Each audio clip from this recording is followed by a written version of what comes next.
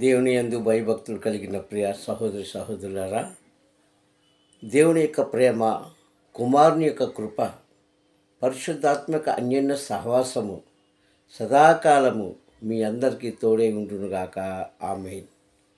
ప్రియ సహోదరులారా, మరి యొక్క సమయంలో వాక్యాన్ని వింటున్న మీరు ఈ వాక్యము చివరి వరకు వినండి. వీటిలో ఉన్న మర్మము గ్రహించుకోండి, అర్థం చేసుకోండి.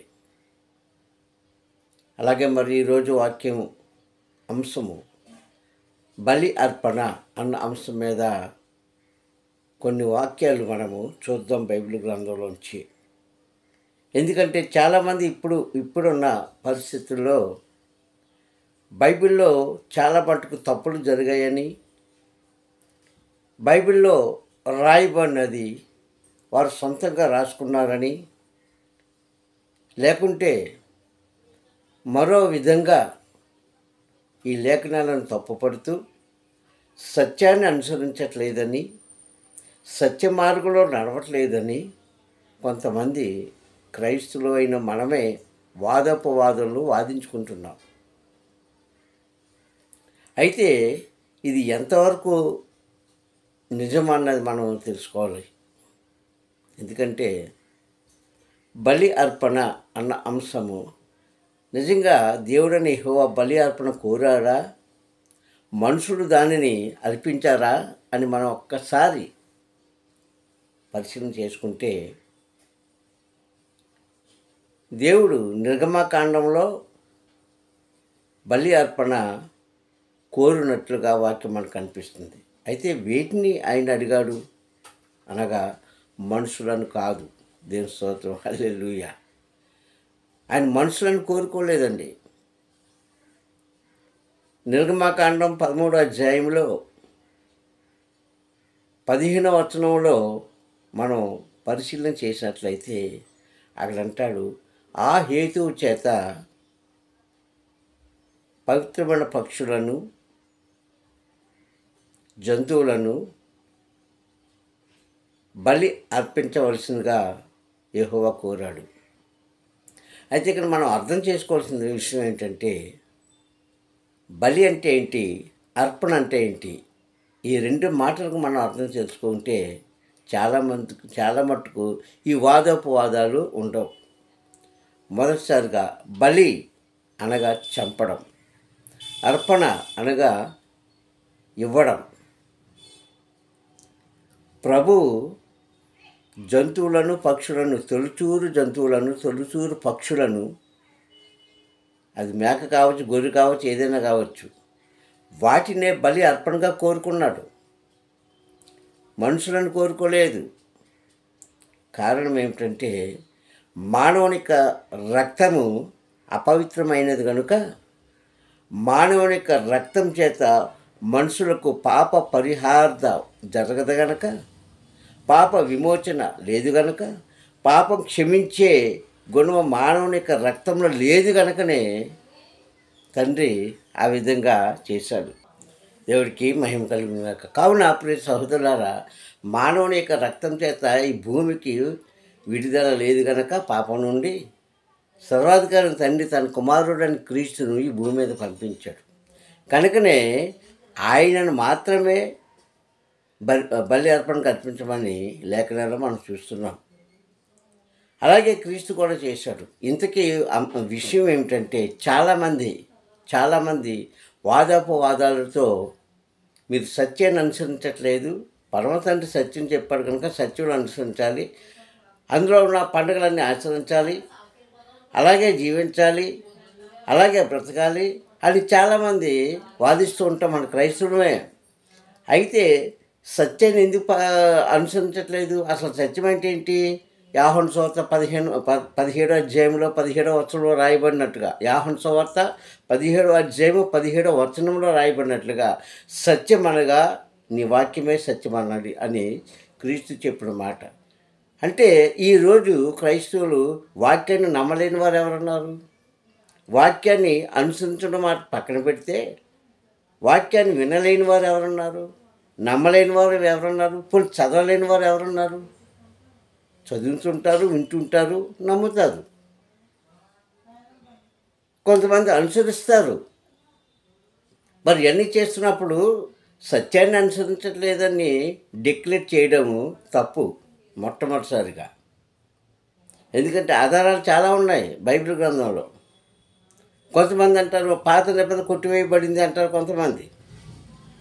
అంటే మనలో మనమే ఇలాగా తర్జనాభర్జన చేసుకుంటే అసలు క్రీస్తు అంటే తెలుసుకోలేని వారికి, క్రీస్తు యొక్క మహిమ చూడలేని వారికి, క్రీస్తు యొక్క గొప్పతనం తెలుసుకోలేని వారికి మనం ఎలాగ వాళ్ళకి ప్రకటన చేస్తాం, ఎలా నమ్మిస్తాం? ఇంకో విషయం ఏంటంటే చాలామంది సబ్బాత్ చేస్తుంటారు, మంచిది, చెయ్యొద్దని ప్రభువు చెప్పలేదు, నేను చెప్పను, ఎవరు చెప్పరు. అసలు సబ్బాత్లో ఉన్న నిబంధనలు ఏంటి ఒకసారి గమనించుకోవాలి. ఆ నిబంధనగా పాటించిన వారికే సబ్బాత్ చేసే అధికారం ఉందని బైబిల్ బోధిస్తుంది, నేను కాదు. సబ్బాత్ దినమున, విశ్రాంతి దినమున, విశ్రాంతి దినాన్ని ఆచరిస్తున్నవారు, పస్కా పండుగ చేస్తున్నవారు, యెహోవా నామంలో పండుగ చేస్తున్నవారు, వీళ్ళంతా కూడా కొన్ని నియమాలు ప్రభు ఇచ్చాడు. వాళ్ళకే కాదు మనకే ఇచ్చాడు. క్రీస్తు నామాలు చేసిన వారికి కానీ, యేసు నామాలు చేసిన వారికి కానీ అందరికీ గ్రంథం ఒకటే, వాక్యం ఒకటే, బోధన ఒకటే, విజ్ఞాపన ఒకటే, ఆజ్ఞ ఒకటే. వేరు వేరు మనం పెట్టుకుంటున్నాం మూర్ఖత్వంతో. ఈ సబ్బాత్ చేసిన వారికి కొన్ని అర్హతలు ఇచ్చాడు. ఏమిచ్చాడు? విశ్రాంతి దినమున ఆచరించిన వారు మన ఆలయం ముందు నుంచి బరువులు తీసుకెళ్ళకూడదు. అలాగే విశ్రాంతి దినం ఆశ్రయించిన వారు మీరు పని చేయకూడదు, ఇతరులతో పని చేయించకూడదు, మీరు కొట్లాడుకోకూడదు, ఇతరులతో మీరు దెబ్బలాట పెట్టుకోకూడదు, మీరు అసహ్యంగా మాట్లాడకూడదు, అలాంటి మాటలు మీరు వినకూడదు. అసలు ఆహారాన్ని ఆయన ఒక సందర్భంలో నిషేధించాడు. ఏ ఆహారం తినాలో ఏ ఆహారం తినకూడదో ప్రభు చెప్పాడు. ఇది ఇలా చెబుతూ అబద్ధం ఆడకూడదు అని కొన్ని నియమాలు పెట్టాడు. ముఖ్యంగా బలిపీఠం కట్టి మందసము ఏర్పాటు చేసుకొని అప్పుడు కదా సబ్బాత్ చేయాలి. ఈరోజు ఎంతమంది చేస్తున్నారు? దేశ విదేశాల్లో పనిచేస్తున్న కొన్ని వేలాది మంది ఉన్నారు. వాళ్ళు నిజంగా సబ్బాత్ వాళ్ళు నిర్వహిస్తున్నారా? గుండెల మీద చేసుకొని చెప్పన్నాడు ఒక్కసారి. నేను ఆ రోజు పని చేయను, కథలను మెదలను, ఎవరితో మాట్లాడను, నేను ప్రభువుతోనే ఏకీభవించి ఉంటాను అని ఎవరైనా అనగలరా? స్త్రీలు కానీ పురుషులు కానీ సబ్బాత్ని ఆశ్రయించిన వారు. కానీ ఒక మాట మనం జ్ఞాపకం చేసుకోవాలండి. క్రీస్తు వచ్చాక కొన్ని నియమాలను, కొన్ని పద్ధతులను పాటించాడు. ఎలా పాటించాడు? అనుసరించనక తప్పదు, అనుసరించదని చెప్పలేదు ప్రభు. అందుకే మత్తయి సువార్త 5వ అధ్యాయము 17వ వచనంలో క్రీస్తు చెప్పిన మాట, మత్తయి సువార్త 5వ అధ్యాయము 17వ వచనం చెప్పిన మాట, ధర్మశాస్త్రమునైనను ప్రవక్తల యొక్క వచనమునైనను ధర్మశాస్త్రాన్ని అయినను ప్రవక్తల యొక్క వచనములైనను కొట్టివేయ వచ్చితినని తలంచవద్దు అన్నాడు ప్రభు. అది నెరవేర్చడానికే వచ్చాను అన్నాడు. ఇప్పుడు విశ్రాంతి దినములోకి వస్తే పాత నిబంధనలో రాయబడినట్లుగా విశ్రాంతి దినములు ఏది మనుషులే కాదు, పశువులే కాదు, పక్షులే కాదు ఆహారం తినకూడదు, ఏమి చేయకూడదు రూలు పెట్టాడు. కానీ అదే విశ్రాంతి దినం క్రీస్తు చాలామంది రక్షించాడు. అప్పుడు యూదులంతా క్రీస్తు మీద తిరగబడినప్పుడు ఆయన ఏమన్నాడు? క్రీస్తు ఏం చెప్పాడు స్పష్టంగా? నీ సొంత గొర్రె లేదంటే గాడిద లేదంటే పిల్లవాడు గోతులో పడిపోతే విశ్రాంతి దినం మనం విడిచిపెడతావా అన్నాడు. అంటే ఏంటి? ఆయన పాటించడానికి ఒక పద్ధతిని నేర్పించాడు. అలాగే ఈరోజు కూడా చాలామంది ప్రియ సహోదరులారా, క్రైస్తవులు వాదాపవాదాలతో కాలం వెళ్ళబుచ్చుకుంటున్నారే కానీ ఇది వాదాపవాదాలు చేసుకునే కాలం కాదు. అంచె దినాల్లో ఉన్నాం కనుక దేవుని యొక్క సువార్త ప్రజలకు ఉన్నట్టుగా వినిపించడమే క్రైస్తవుల యొక్క లక్షణం. మనలో మనమే పోట్లాడుకొని, మనలో మనమే విమర్శించుకొని, మనలో మనమే గొప్ప తక్కువ అని చెప్పుకుంటే ఇంకా అన్యులను నువ్వేం మార్చగలవు? నీకు శక్తి ఏముంది? అందుకే వాక్యం స్పష్టంగా మాట్లాడుతుంది ప్రియ సహోదరులారా. బలి అనగా చంపడం, అర్పణ అనగా ఇవ్వడం. ఆదికాండం 8వ అధ్యాయంలో 20వ వచనంలో చూస్తే మొట్టమొదటిసారిగా దేవుడికి అర్పించింది ఎవరు? ఎందుకు అర్పించాడు అంటే నోవా గారు అక్కడ అంటాడు, జల ప్రళయం జరిగిన తరువాత ఆయన ఏం చేశాడు? 20వ వచనంలో 8వ అధ్యాయం ఆదికాండంలో కొన్ని పవిత్రమైన పక్షులను తీసుకొని వచ్చి వాటిని యెహోవా ముందు బలిపీఠం దగ్గర పెట్టి వాటిని కాల్చి ఆ సువాసన ప్రభువుకి అర్పించాడు. దేవుని స్తోత్రం, హల్లెలూయా. అలాగే కాలం మారే కొలది కూడా నిర్గమాకాండంలో కూడా ప్రభువు చెప్పినట్లుగా బలిదానం ఇచ్చాడు. కానీ హెబ్రీ పత్రికలో ప్రభు ఒక మాట చెప్తాడండి. 10వ అధ్యాయం 5వ వచనంలో ఏం చెప్పాడు? బలి అర్పణ కానీ హోమములు కానీ నీవు కోరలేదు కానీ తండ్రి, నాకు ఒక శరీరాన్ని అమర్చావు అన్నాడు. ఏంటి దానికి అర్థము? అంటే పశువుల కంటే పక్షుల కంటే వీటన్నిటికంటే క్రీస్తే బలి అర్పణగా అయిపోవాలి. ఈరోజు మనం అదే చూస్తున్నాం. దేవుడి నామంలో చాలామంది వారి ప్రాణాలను అర్పిస్తున్నారు. ఎందుకు? విశ్వాసంతో. మా ఆత్మలను దేవుడు పరలోక రాజ్యంలో చేరుస్తున్నారన్న ఒక విశ్వాసంతో వారి ప్రాణములను అర్పిస్తున్నారు. క్రీస్తు యొక్క పవిత్రమైన రక్తం చేత మనుషుల యొక్క పాపాలను కడగబడిందే నిజమైన బలి అర్పణ. దేవుని స్తోత్రం, హల్లెలూయా. కావున ప్రతి సహోదరులారా, ఇలా చెప్పుకుంటూ పోతే అనేకమైన విషయాలు, అనేకమైన సంఘటనలు మన కళ్ళ ముందు కనిపిస్తున్నాయి. ఇంకా మనము మూర్ఖుల వలె మాట్లాడుకుంటూ, ఇంకా మనం వాదించుకుంటూ, నేను గొప్ప అంటే నేను గొప్ప, నా భక్తి గొప్ప అని ఒకరంటే నా భక్తి గొప్ప అని ఒకరు అనుకుంటే నీ భక్తి నీ కోసం కాదు. దేవుడు నిన్ను పిలిచింది నీ కోసం కాదు. నిన్ను రక్షించుకున్నది నీ కోసం కాదు.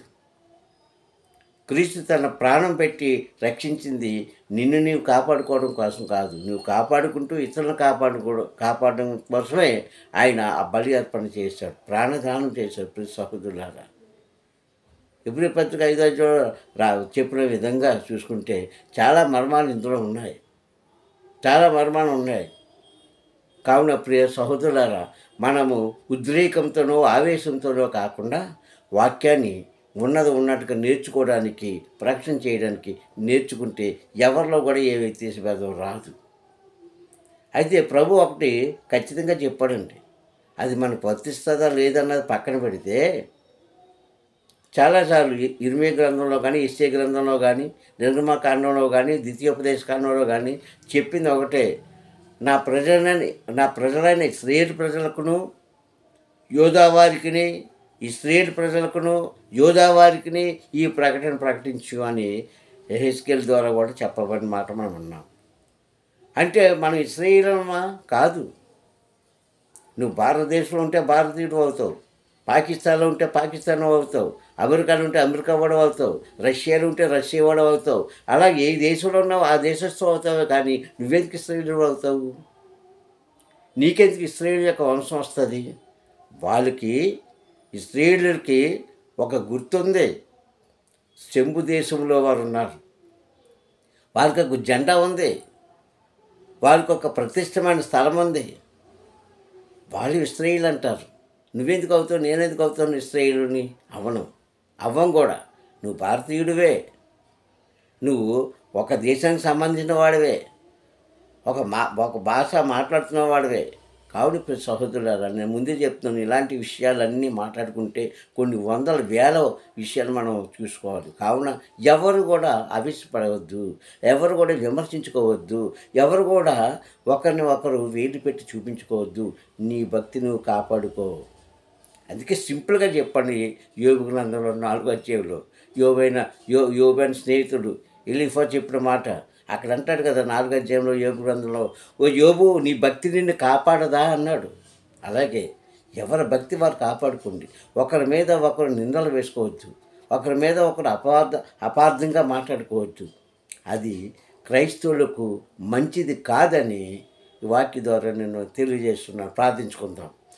సర్వోన్నతుడ, సృష్టికర్త అయిన దేవా, నీకు వందనములు. ఈ సమయంలో నీ అమూల్యమైన వాక్కు ద్వారా నాతో మాట్లాడినందుకు స్తోత్రం చెల్లిస్తున్నాను. అయ్యా, ఇచ్చిన ఈ వాగ్దానపు వాక్యము అయ్యా తండ్రి, వాదోపవాదులు కాదు కానీ సత్యాన్ని తెలుసుకోవడానికన్నా ఇదిగో నాయన, నీ వాక్యమే సత్యం. ఎవరైతే నీ వాక్యాన్ని అనుసరిస్తారో, నీ మార్గంలో నడుస్తారో, అయ్యా నీ నిబంధన పాటిస్తారో వారు ధన్యులని నీ వాక్యం ద్వారా మాట్లాడేందుకు స్తోత్రములు. అందుకు గాను మా యొక్క హృదయాలన్నీ కూడా శుద్ధి చేసి మాలో ఉన్న మలినం అంతా తొలగించి నీ నామాన్ని కనపరుచుకోమని, వాక్యం ఉన్న బిడ్డల్లో అనాలోచన కాకుండా ఆలోచన, ఆవేశం కాకుండా తండ్రి అనకవ నేర్పించి నీ నామాన్ని కనపరుచుకోమని క్రీస్తు నామూలి ప్రార్థన అడుగుతున్నాను పరమ తండ్రి. ఆమేన్, ఆమేన్, ఆమేన్. మీ అందరికీ మరొకసారి ప్రభు నామములో వందనాలు. అలాగే మా జీసస్ బ్లెస్సింగ్ అనే ఛానల్ని సబ్స్క్రైబ్ చేసుకున్నారు చాలామంది. వారిని దేవుడు దీవించుగాక. అలాగే చేసుకోలేని వారు చేసుకొని లైక్ చేసి షేర్ చేయండి. సర్వాధికారైన తండ్రి అని కృప మీ అందరి మీద సదాకాలం నిల్చునుగాక. ఆమేన్.